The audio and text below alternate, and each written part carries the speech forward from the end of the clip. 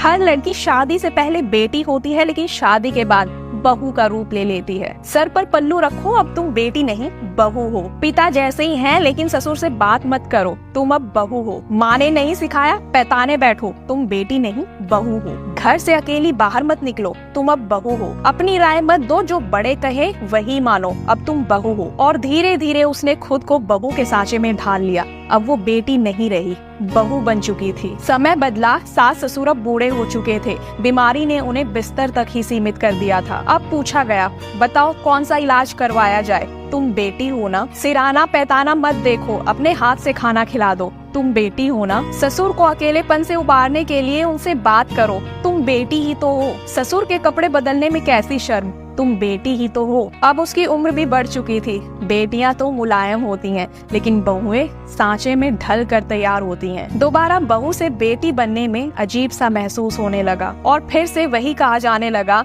चाहे जितना मर्जी कर लो, लेकिन बहुएं कभी बेटियां नहीं बन सकती। समाज की इस सोच पर क्या ही कहना, जहां अपने स्वार्थ के लिए बहू से बेटी जैसी सेवा ली जाती है, लेकिन बहू को कभी भी बेटी की जगह स्वीकारा नहीं जाता। मेरा मानना है कि पहले बहू को बेटी जैसी जगह दें, उसके बाद बहू से बेटी जैसी बनने की उम्मीद करें, क्योंकि बेटी से बहू बनना मुश्किल है, लेकिन बहू से बेटी बनना मुश्किल नहीं है। हर लड़की शादी से पहले